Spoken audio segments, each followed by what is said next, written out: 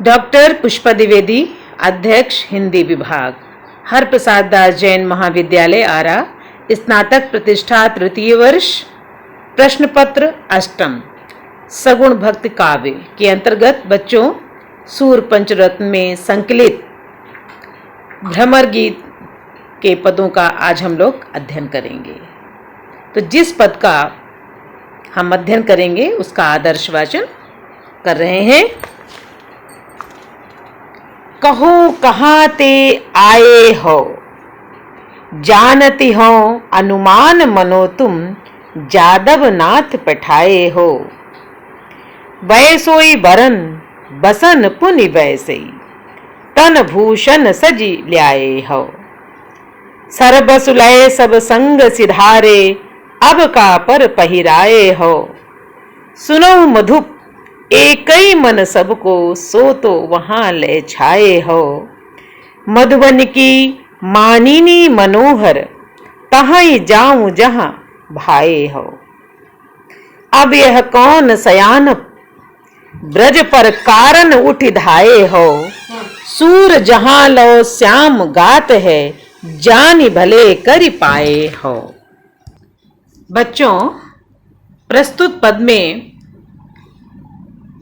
उस समय का वर्णन किया गया है जब उद्धव ब्रज में पहुंच जाते हैं और वो गोपियों से बात करने के लिए उत्सुक दिखाई देते हैं। तो गोपियां कहती हैं, क्या कहती हैं कि कहाँ ते आए हो। कहती हैं कि तुम कहाँ से आए हो, तुम्हारा क्या परिचय है। हाँ, जानती हो अनुमान मनो तुम, जादव नाथ पठाए हो। हाँ, लेकिन ये अनुमान तुमको देख करके हम लोग लगा रहे हैं कि तुमको जादव नाथ अर्थात यादव वंश के श्रेष्ठ कृष्ण ने मथुरा से हम लोगों के पास भेजा है। और ये अनुमान हम लोग कैसे लगा रहे हैं? क्यों? क्योंकि वैसोई वरन बसन पुनि वैसई, कि तुम्हारा उन्हीं के समान, कृष्ण के समान रूप रंग है, वैसे ही तुमने उन्हीं के समान वस्त्रों को धारण किया है। और क्या है? तन भूषण सज ल्याए हो, और अपने शरीर को भी तुम उन्हीं के तरह आभूषणों से सजा करके लाए हो। तो हम लोग सब लोग ये अनुमान लगा रहे हैं कि तुमको यादव वंश के श्रेष्ठ श्री कृष्ण ने ही हम लोगों के पास भेजा है। लेकिन हम लोग तुमसे पूछ रही हैं कि हम लोगों का अनुमान क्या सही है? तुम कहाँ से आए हो? तुम अपना परिचय बताओ। कहती हैं कि सरबस लय सब संग सिधारे, अब का पर पहिराए हो। कि श्री कृष्ण हमारा सर्वस्व लेकर के यहां से चले गए हैं, मथुरा चले गए हैं। हम लोगों के पास तो अब कुछ है ही नहीं, तो तुमको उन्होंने हम लोगों के पास किस लिए भेजा है, क्या लेने के लिए भेजा है? क्योंकि हम लोग बिल्कुल खाली हैं। जो हमारे पास था, और वो क्या था कि कहती सुनो मधुप एकई मन सबको, सो तो वहां ले छाए हो। कि हम लोगों के पास एक ही मन था, वो मन सिर्फ श्री कृष्ण के रूप माधुरी का, उनके प्रेम का आकांक्षी था। उन्हीं के प्रेम में हम लोग डूबे हुए थे। उनके ऊपर हम लोगों ने अपने प्राणों को न्यौछावर कर दिया था, सब कुछ छोड़ दिया था उनके लिए, परिवार, बच्चे। तो अब हम लोगों के पास तो कुछ ऐसा है नहीं कि उन्होंने दोबारा कुछ लेने के लिए भेजा है। और क्या कहती उनकी व्यथा कि सुनो मधुप। मधुप कहने का तात्पर्य है कि ये गोपियों का उपालंब है। यहीं से उनका क्या उलाहना प्रारंभ होता है उद्धव के प्रति। और क्या कहती हैं कि मधुबन की मानिनी मनोहर तहाई जाऊं जहां छाए भाए हो। कहते हैं कि मथुरा की जो स्त्रियां हैं वो मानवती हैं, सुंदर हैं, तुम उन्हीं के पास जाओ। क्यों? कि वो तुमको अच्छी लगती हैं और तुमको वो अच्छी लगती हैं। तो जहां से आए हो वहीं चले जाओ, यहां कुछ भी नहीं है। यहां की गोपियां सिर्फ कृष्ण की ही अभिलाषा करती हैं, उनके सिवा उनका ध्यान कहीं नहीं जा सकता। वो एक निष्ठ प्रेम करती हैं। तो तुम मधुबन की जो मानवती स्त्रियां हैं, कुब्जा जैसी सुंदर नारियां हैं, उन्हीं के पास जाओ, क्योंकि वही तुमको अच्छी लगती हैं और तुमको वो अच्छी लगती हैं। और अब यह कौन सयानप ब्रज पर का कारण उठी धाये हो। कहते हैं कि अब मुझको तो संदेह हो रहा है कि तुम अपनी यहां पर कौन सी चतुराई दिखाने आए हो। सयानप चतुर, यहां पर तुम अब क्या करने आए हो। पहले ही अक्रूर हमारे सर्वस्व कौन श्री कृष्ण को हम लोगों से हरण करके ले गए हैं, और अब मुझे नहीं समझ में आता है कि तुम्हारा यहां पर आने का क्या प्रयोजन है। हम लोगों को बताओ कि अब तुम कौन सी चतुराई दिखाने वाले हो। और सूरदास जी कहते हैं, सूरदास जी के शब्दों में, गोपियां उद्धव से कहती हैं उलाहना देते हुए कि जहां तक सूर जहां लो श्याम गात हैं, जानी भले करी पाए हूं। कि जहां तक श्याम वर्ण या काले लोगों के विषय में तो हम लोग बहुत अच्छी तरीके से जान गए हैं। क्यों? क्योंकि श्याम वर्ण के श्री कृष्ण हम लोगों का मन लेकर के मथुरा चले गए। हम लोगों को यहाँ पर अकेला छोड़ करके हम लोगों ने उनके ऊपर अपने प्राणों को निछावर कर दिया था। घर परिवार पति सब कुछ छोड़ दिया था।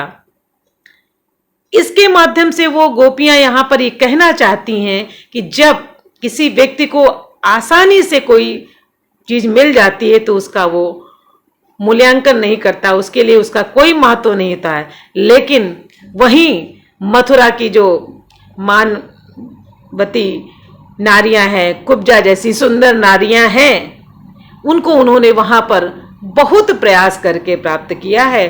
और आजकल लगता है कि वो उन्हीं को रिझाने में लगे हुए हैं, इसलिए उनको हम लोगों के पास आने का समय नहीं है। ये एक तरीके से कटाक्ष है।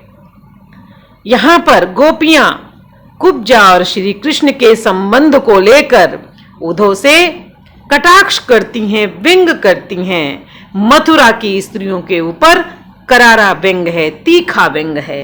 और क्या कहती हैं कि श्याम वर्ण की बात तो उन्होंने बताया कि कृष्ण श्याम वर्ण के थे, वो हमारा मन हर के ले गए। अक्रूर श्याम वर्ण के थे, वो हमारे सर्वस्व कृष्ण के रूप में उनको हरण कर ले गए। और जहां तक अब तुम्हारी बात है तो तुम हम लोगों को निर्गुण ब्रह्म का उपदेश देने आए हो। वो हमारे जो कृष्ण के प्रति भक्ति है, कृष्ण के प्रति प्रेम है, उसका हरण करने आए हो। तो हम लोग ये ब्रज की जितनी गोपियां हैं वो सब काले रंग वाले के चरित्र से परिचित हैं कि उनका जैसा शरीर है वैसा ही उनका चरित्र है, वैसा ही उनका चरित्र क्या है, उनके ऊपर भरोसा करने वाला नहीं है। वो किसी के साथ कुछ भी कर सकते हैं, किसी के पास साथ विश्वासघात कर सकते हैं, किसी को जो है तड़पता छोड़ सकते हैं। उनके पास कोई भावना नहीं है। उनका अपना काम है कि उसी प्रकार से जैसे भ्रमर जो है वो पुष्प के पराग को जब प्राप्त कर लेता है, इसके बाद उसकी तरफ उलट के भी नहीं देखता। तो हम लोग श्याम वर्ण वाले लोगों के चरित्र से पूर्ण रूप से अवगत हैं। तो बच्चों, यहां पर गोपियां उद्धव को उलाहना देती हैं, साथ ही मथुरा की नारियों के ऊपर व्यंग करती हैं। व्यंजना शब्द शक्ति के माध्यम से वो श्री कृष्ण और कुब्जा के संबंधों को भी, उसके ऊपर भी कटाक्ष करती हैं। तो अब इसके बाद हम लोग आगे जो दूसरा पद है उसका अध्ययन करेंगे। तो सर्वप्रथम हम उसका आदर्श वाचन कर रहे हैं। ऊधो को उपदेश सुनो किन कान दय, सुंदर श्याम सुजान पठायो मान दय। को आयो उतलाय जिते नंद सुमन सिधारे, वह बेन धुनि होय मनो आए नंद प्यारे। धाई सब गलगाज कै ऊधो देखे जाए, ले आई ब्रजनाथ पै हो आनंद उर न समाए। अरघ आरती तिलक दूब दति माथे दीन्ही, कंचन कलश भराए आनि परिक्रमा कीन्ही। गोप भीर आंगन भई मिल बैठे जादव जात, जलझारी आगे धरी हों बूझत हरि कुशलात। कुशल क्षेम वसुदेव कुशल देवी कुबजाऊ, कुशल क्षेम अक्रूर कुशलनी के बलदाऊ। पूछ कुशल गोपाल को, पूछ कुशल गोपाल की, रही सकल गहि पाए। प्रेम मगन ऊधो भये हो देखत ब्रज को भाई। मन मन ऊधो कहें यह न बूझिए गोपालहि, ब्रज को हेत विसारी जोग सिखवत ब्रज बालहि। पाती बाँच न आवई रहे नयन जल पूरी, देख प्रेम गोपीन को हो ज्ञान गर्भ गयो दूरी। तब इत उत बहराए नीर नयनन में सोख्यो, ठानी कथा प्रबोध बोली सब। बच्चों, प्रस्तुत पद में उस समय का वर्णन है जब ऊधो ब्रज आ जाते हैं और गोपियां उनके पास भीड़ लगा लेती हैं। गोपियों की जो आवाज है, जो बातें हैं, उनके बीच में ऊधव की आवाज दब जाती है। तो उन्हीं में से एक गोपी सभी गोपियों से कहती है कि तुम लोग जो उद्धव आए हैं मथुरा से, उनके जो वो हमारे लिए संदेशा लाए हैं, उनको ध्यान से क्यों नहीं सुन रही हो? कि उद्धव को उपदेश सुनो किन कान दे। तुम लोग उद्धव के उपदेश को ठीक से सुनो।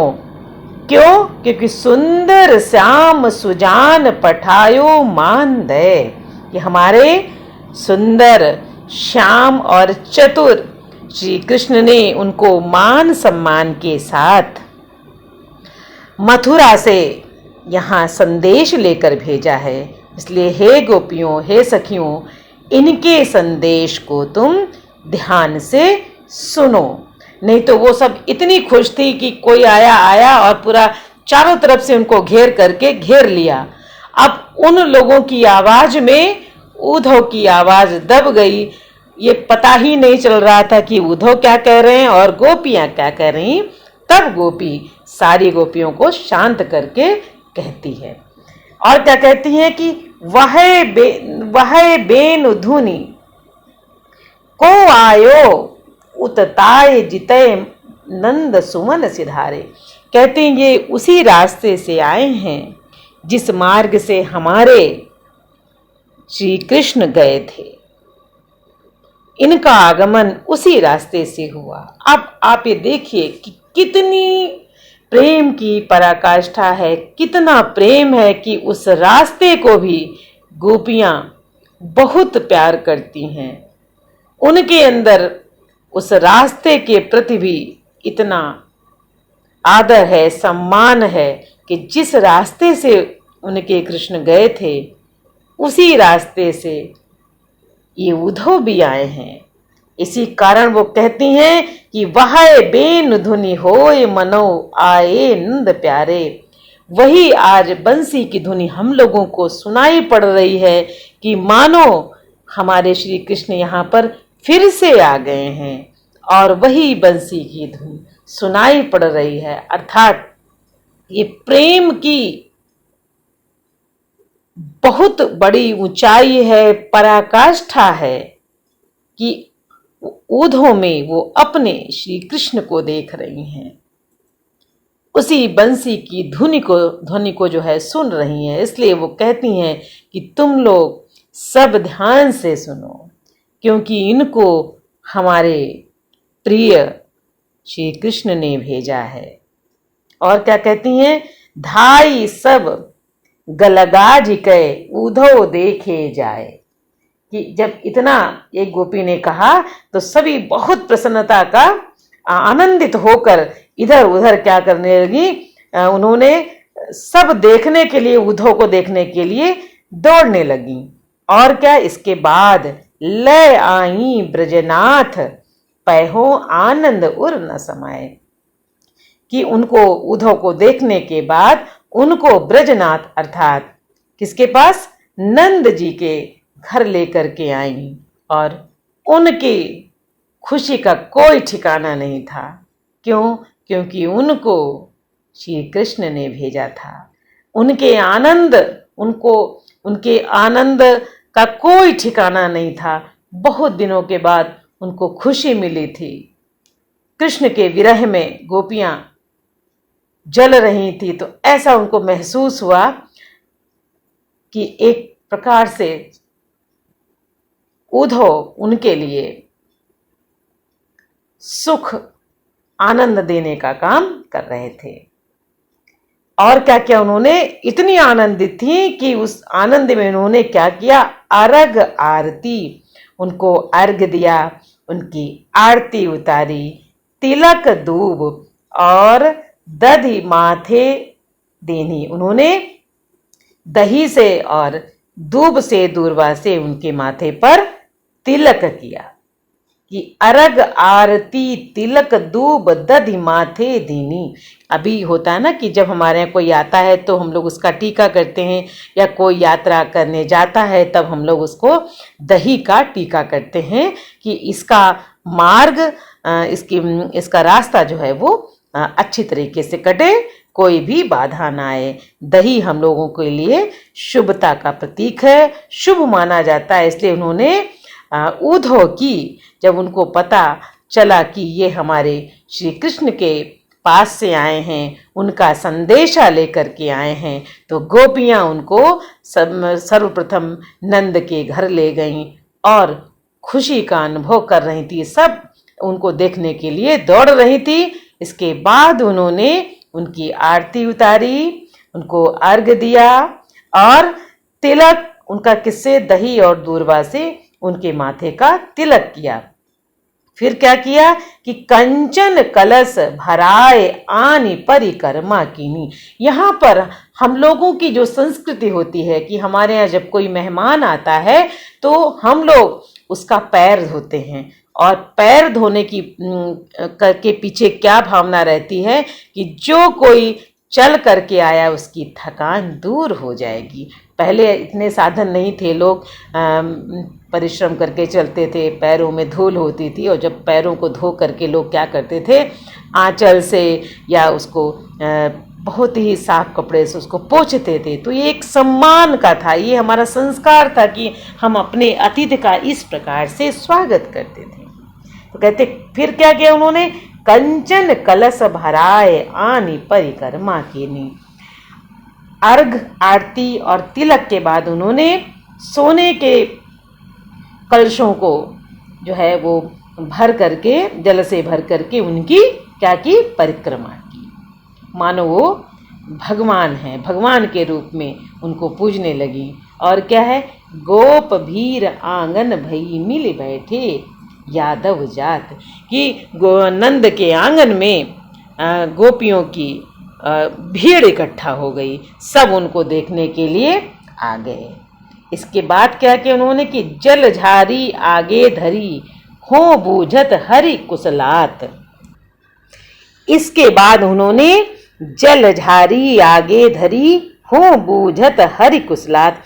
उन्होंने जल की सुराही को उनके आगे रखा और बूझत हरि कुशलात, अपने हरि का कुशल क्षेम पूछने लगी। कुशल क्षेम वसुदेव, कुशल देवी कुब जाओ, कुशल क्षेम अक्रूर कुशल नी के बल दाओ।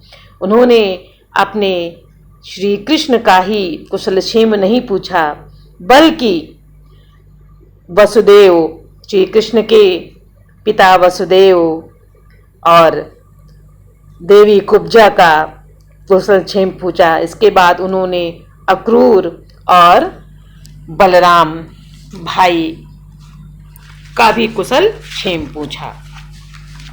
उन्होंने बारी बारी से सबके का कुशल क्षेम पूछने के बाद कि पूछ कुशल गोपाल की रही सकल गही पाए। जब उन्होंने इसके बाद उन्होंने अपने गोपाल, अपने कृष्ण, अपने प्रिय के कुशल क्षेम को पूछ करके वो उनके पैरों के पास, उनके पैरों को पकड़ करके बैठ गईं। और क्या किया कि प्रेम मगन ऊधो भये, हो देखत ब्रज को भाए। ऊधो कृष्ण के प्रति गोपियों का इतना प्रेम देख करके भाव विभोर हो गए, आनंदित हो गए। और क्या कि किस प्रकार से ब्रज की गोपियों का कृष्ण के प्रति इतनी भक्ति है, वो सब वो भाव विभोर हो गए। और क्या हुआ कि मन मन ऊधव कहें यह न बूझिए गोपाल, कि वो अपने मन में उद्धव कहने लगे कि कुछ समझ में नहीं आता कि ये गोपाल श्री कृष्ण कैसी क्रीड़ा कर रहे हैं, क्या करना चाहते हैं, उनकी कुछ बात हमको समझ में नहीं आ रही। उद्धव विचार करने लगे। क्या विचार करने लगे कि गोपियों का श्री कृष्ण के प्रति प्रेम देख करके कि वो इतना प्रेम करती हैं कि वहां से आने वाले में भी वो अपने ही प्रिय के दर्शन करती हैं। इसको देख करके वो भाव विभोर हो गए, आकंठ हो गए। और क्या उनकी दशा हुई कि ब्रज को हित हेत विसार जोग सिखवत ब्रज बाले, कि वो मन में विचार करने लगे कि श्री कृष्ण अपने प्रति गोपियों के इस प्रेम को बिसरा करके, भुला करके उनको निर्गुण ब्रह्म का उपदेश क्यों देना चाहते हैं। उनको कुछ समझ में नहीं आया। और क्या हुआ कि पाती बाँच नावई रहे नयन जल पूरी, कि जो श्री कृष्ण ने अपनी पत्रिका भेजी थी, संदेश पत्रिका, उसका संदेश गोपियों को सुनाना उनके लिए कठिन हो गया। वो इतने ज्यादा उनके भाव विभोर हो गए कि उनकी आंखों से आंसू बहने लगे। उनके प्रेम को देख करके, उनकी तड़प को देख करके वो अपने को रोक नहीं पाए और उनके नेत्रों से क्या होने लगी, जल वर्षा होने लगी। देख प्रेम गोपीन को हो ज्ञान गर्भ गयो दूरी।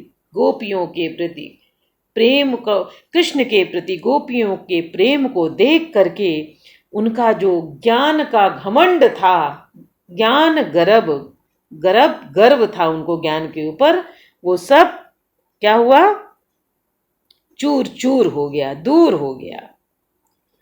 तब इत उत बहराए नीर नयनन में सो क्यों। फिर उन्होंने अपने को किसी तरीके से अपने आंसुओं को वश में किया। आंसुओं को निकलने से रोकने में वो का प्रयास उन्होंने किया और बहुत मुश्किल से उनको रोक पाए। इसके बाद उन्होंने क्या किया कि ठानी कथा प्रबोध बोल सब गुरु सुमुख्यो। फिर उन्होंने अपने ज्ञान की कथा को गोपियों को बताने के लिए वो एक अपने मन को तैयार किया कि वो गोपियों के सामने अपने ज्ञान की बातों को बताएंगे। तो इस प्रकार बच्चों, आज हम लोगों ने जिन पदों का अध्ययन किया है उसमें गोपियां जो है वो उद्धव को से पूछती हैं कि तुम कहाँ से आए, और जब उनको पता चल जाता है कि उनके चतुर सुजान सुंदर श्याम वर्ण वाले कृष्ण ने वो उद्धव को संदेश लेकर भेजा है, तो वो उनके प्रति इतनी ज़्यादा सहृदय हो जाती हैं कि उनकी आरती उतारने लगती हैं, उनके पास बैठ जाती हैं, उनका कुशल क्षेम पूछती हैं और उनके पैरों को पकड़ करके उनसे अपने श्री कृष्ण का कुशल क्षेम पूछती हैं। और ये सारी स्थितियाँ जो हैं वो कृष्ण को रोने के लिए या कृष्ण के ज्ञान के घमंड को दूर करने के लिए विवश कर देती हैं। तो बच्चों, अभी दूसरे वाले पद का हम लोग इसके आगे जो व्याख्यान देंगे उसमें उसका आगे का हम अध्ययन करेंगे, क्योंकि वो काफ़ी बड़ा है और पूरे पद में एक तरीके से इसको हम कहेंगे कि भ्रमर गीत का सार ही